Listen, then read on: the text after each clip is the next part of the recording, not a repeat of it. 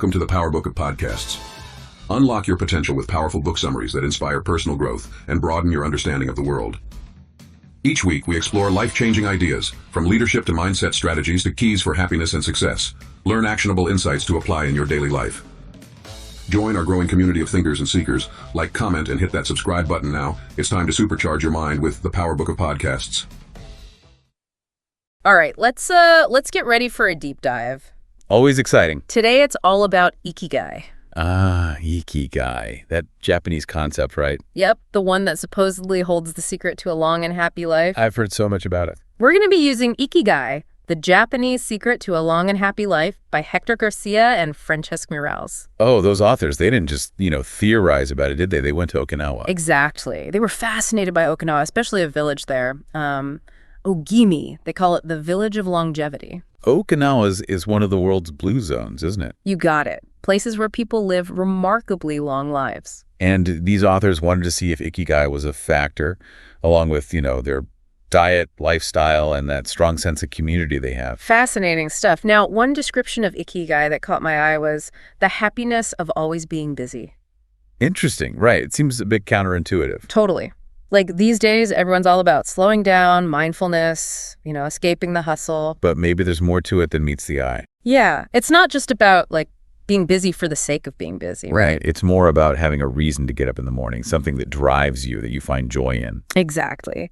And it's amazing how in Japan, there isn't even a word for retirement in the sense of completely stopping work. Now, that's a different perspective. Yeah. For many people, at least here, retirement means a complete stop. Yeah, like a hard stop. You're done. But in Japan, it seems more like a transition. A different gear, not the end of the road. Exactly. Yeah. And the authors of this book, they dove into what they found in these blue zones. Diet, exercise, purpose in life, strong social connections. All those ingredients for a long life. And the Okinawans, they seem to embody all of this, right? With their active lifestyles, community focus, and their Ikigai woven into their everyday routines. They're the role models, it seems. And there was something else, a practice they have called hara hachibu. Ah, yes. Hara hachibu. It's essentially eating until you're 80% full. That's interesting. I mean, most of us are used to the clean your plate rule. Right. Even when we're already feeling stuffed. But hara hachibu is all about mindful eating. Stopping before you feel completely full. So much of our eating is just habit, right? Not even real hunger. Exactly. It's fascinating how much modern diet advice aligns with this ancient Okinawan practice. Portion control, listening to your body's cues. They were ahead of their time. Yeah. Now, what about staying mentally sharp? Yeah. The book really emphasizes mental activity as being just as crucial for, staying youthful as physical activity. It makes sense. It's use it or lose it, right? Exactly. They point out how a lack of mental exercise can be just as detrimental as physical inactivity, potentially leading to cognitive decline. And the Okinawans, with their focus on continuous learning, social interactions, and games, it's like they have this built-in mental fitness program. It makes you think, what are we doing to keep our minds sharp and engaged? We need to challenge our brains, right? Yeah. Expose ourselves to new things, keep learning. Absolutely. But here's a slightly less uplifting fact. The book also talks about how stress, especially that chronic low-grade stress, can actually speed up aging. Uh-oh. I think we all know that feeling of constant stress. Right. It's not just those big stressful events, it's that day-to-day pressure. And the book cites studies about how stress hormones can actually damage our cells. At a molecular level, it's kind of scary. It's like a constant state of alert, fight or flight mode. Which is helpful in short bursts, but definitely not when it becomes chronic. It wears us down. So what's the antidote? Well, the book delves into some stress reduction techniques, particularly mindfulness. Mindfulness. Everyone's talking about it. But it seems like it's more than just a trend. Definitely. It's about being present, aware of your thoughts and feelings without judging yourself. Creating a space, a pause button. And speaking of getting out of autopilot, there's this concept of flow. Flow. That feeling of being totally absorbed in something like time just disappears. Exactly. The book draws on the research of Mihaly Csikszentmihalyi, who studied flow states. It's not just about feeling good, is it? It's about tapping into your potential. They suggest that finding flow is crucial for happiness and for living in alignment with your Ikigai. How often do we actually experience flow? And how can we create more of it? Well, they have some practical strategies. For example, choosing tasks that challenge you but are still achievable, setting clear goals, focusing on one thing at a time, even finding microflow in those everyday tasks. Microflow, that's an interesting concept. Like, how do you do that? It's about bringing that sense of engagement and presence to even the most mundane things. Like if you're washing dishes, instead of just going through the motions, you really focus on the sensations, the rhythm of it. Ah, I see. Like a mini meditation. Exactly. Yeah. Now, one of the most captivating parts of the book, at least for me, was the section about Takumi. Oh, yes. Yeah. The Japanese artisans, right? The masters of their craft. Yes. They spend decades honing their skills, completely dedicated to their craft. They seem to embody flow, wouldn't you say? Totally immersed in their work. The book describes how they bring mindfulness and purpose to even repetitive tasks. Finding joy in the details, the process itself. It makes you rethink what work can be, right? It's not just a paycheck. It can be an avenue for meaning and self-expression. Absolutely. It's inspiring. So tell me more about the author's experiences in Ogimi. The Village of Longevity. They actually got to interview these centenarians, to learn about their lives and routines. Wow. What an opportunity. A glimpse into a different way of life. The book describes their strong social connections, their celebratory spirit, their respect for tradition. It's like they've cracked the code on community, which is so important for well-being. Totally. And they seem to have this incredible zest for life, even at their age. I'm all ears. What wisdom did they share? What common themes emerged? Well, they emphasize staying active both physically and mentally, cultivating good habits, nurturing friendships. They talked about having a positive attitude, connecting with nature, and appreciating the simple things in life. It's like those timeless principles for a good life, all in one package. And it all seems connected to Ikigai, wouldn't you say? It's like that sense of purpose, that joy in everyday living permeates their whole culture. Right. It's not about chasing some big, far-off goal. It's about finding fulfillment in the present moment. Absolutely.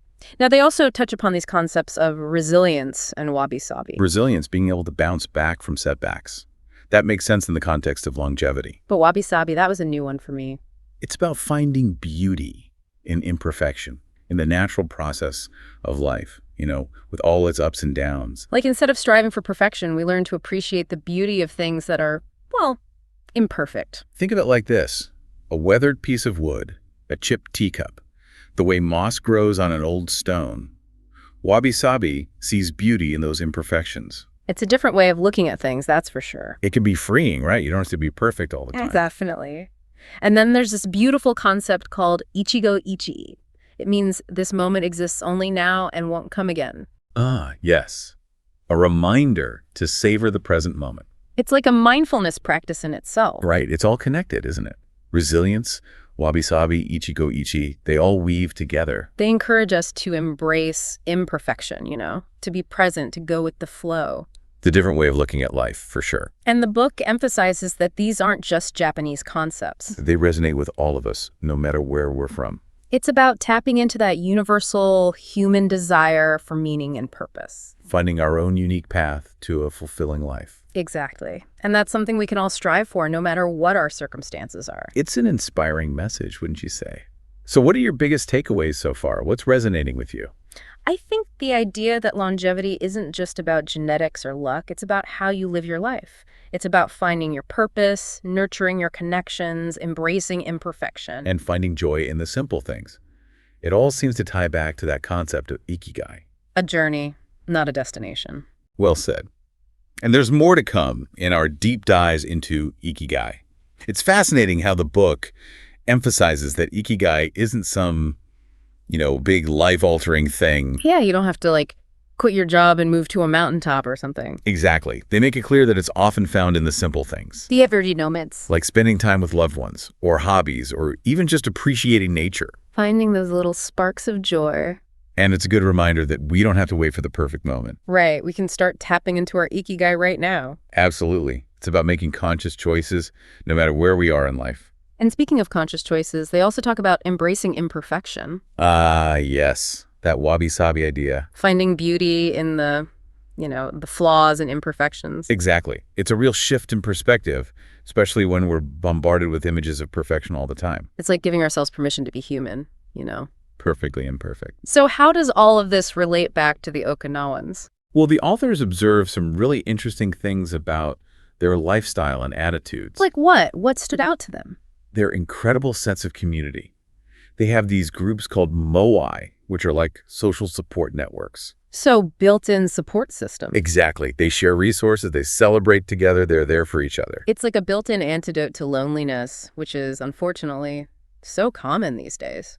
And the book really highlights how important those social connections are for longevity. It makes sense. We're social creatures, right? We need that sense of belonging. They also observed a deep respect for tradition and this incredible zest for life. Yeah. Like, even in their later years, they seem to have this, I don't know, a youthful energy about them. And that ties into Ikigai too, right? Finding those things that make you feel truly alive. Exactly. And they seem to have this natural mindfulness about them. It's like it's woven into their culture without needing to meditate on a mountaintop. Whether it's gardening or having tea with friends, they really seem to be present in the moment. It's inspiring. And their diet too. It's often praised for its health benefits. Yeah.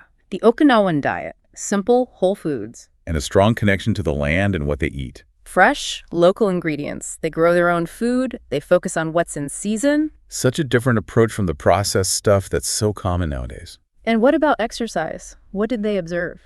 It's not so much about intense workouts, but more about incorporating movement into their daily routines. They have things like radio taiso. Exactly. A series of gentle exercises that many of them do every day. Simple ways to stay active. And the book also explores other practices that are popular there, like yoga, tai chi, and qigong. Those practices that blend movement and mindfulness. Exactly. It's a holistic approach to well-being, wouldn't you say? Mind, body, and spirit. And it seems to be working for them. The Okinawans are a great example of what it means to live in alignment with your Ikigai. Absolutely. But while they focus on the Okinawan example, the authors emphasize that Ikigai is universal. It's not just for people in Japan. It's about tapping into that spark within you, that thing that gives you energy and purpose. No matter where you come from or what your circumstances are. The book encourages us all to embark on this journey of self-discovery. To explore our passions, our interests, to be open to new experiences. It's a journey that might require you to step outside your comfort zone. But it's a journey worth taking. So where do we even begin? How do we start to connect with our own Ikigai? Well, the book suggests taking some time for reflection. Journaling, brainstorming, just sitting quietly and listening to that inner voice. It's about creating space to explore what truly matters to you. Allowing yourself to dream, to imagine what a fulfilling life could look like. And then taking action. Trying new things, seeking out experiences that align with your interests. Volunteering, learning new skills, pushing yourself beyond your comfort zone. It's about being open to new possibilities, to different perspectives. And it's also about connecting with others. Finding your tribe, those people who share your passions. Building those relationships that bring joy and support. So as we continue our deep dive into Ikigai, it's clear that there's so much potential for each of us. To find meaning, purpose, and joy in our lives. It's a journey that takes effort and exploration. But the rewards are immeasurable. A life lived in alignment with your Ikigai is a life truly worth living. Now, I know we've covered a lot, but there's one more piece of the Ikigai puzzle that I'm really curious about. Oh, what's that? Well, we've talked about all the, positive sides of Ikigai, the finding your purpose and living a fulfilling life. The feel-good stuff. Exactly. But they also spend time on something that doesn't sound quite as cheery at first, resilience. Ah, yes, resilience, that ability to bounce back, right, to handle challenges. But how does that fit in with, living a long life? I get that it's important in general. Well, they suggest that facing and overcoming these, tough times, it actually makes us stronger. Okay, I can see how it works mentally, but what about physically? Research suggests that resilient people, they're better at managing stress. And we know chronic stress, it's not good for us. It ages us. Right. So by being more resilient, we're better at protecting ourselves from the damage stress can do. It's not like facing hardship gives you superpowers. It's more about handling stress better. Exactly. And they actually draw on some old wisdom here from Buddhism and Stoicism for how to cultivate this resilience. Like what? Give me an example. One technique is negative visualization. Negative visualization. Now that sounds a little, negative, doesn't it? It's not about being pessimistic. It's more like a mental preparation for things not going your way. Like a mental fire drill. Exactly. The Stoics, for example, they would imagine the worst that could happen, losing their possessions, their status, even loved ones. That sounds intense. But I guess the idea is if you've already thought about it, it's less of a shock if it does happen. Right. It takes away some of the fear. You can plan. and you build up your emotional resilience. So it's about accepting that challenges are part of life and mentally preparing ourselves. Exactly. And this leads into another Stoic idea. Focus on what you can control and let go of what you can't. I've heard that before. Isn't that part of the Serenity Prayer? It's a powerful reminder. We spend so much time worrying about stuff we can't change. Right. But by focusing on what we can do, our actions or reactions, well, that gives us back some control. Reduces that stress.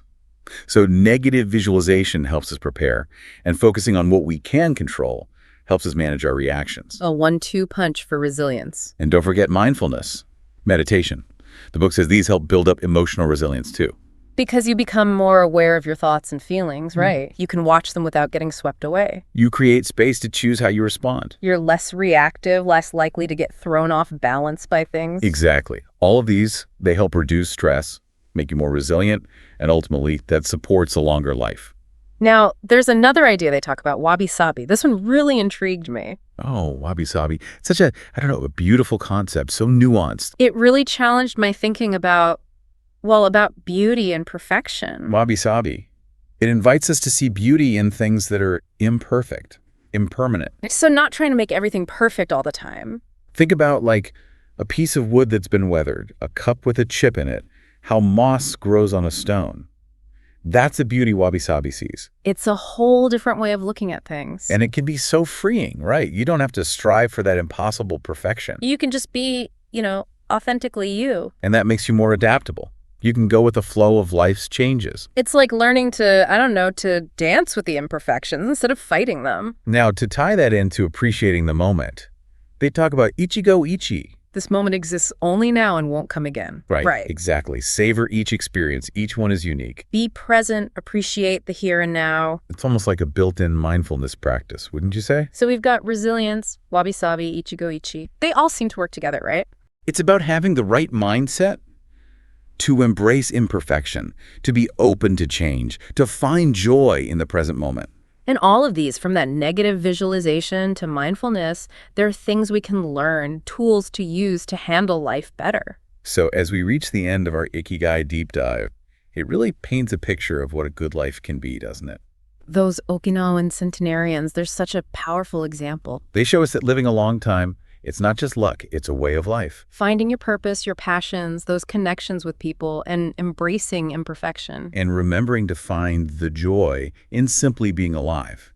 It's something we can all work towards. So to wrap things up, I encourage you to think about what brings you joy, what makes you feel alive. What makes you want to get up in the morning and make a difference. Remember, your Ikigai is out there waiting to be discovered. It's a journey worth taking. And every step you take, it matters.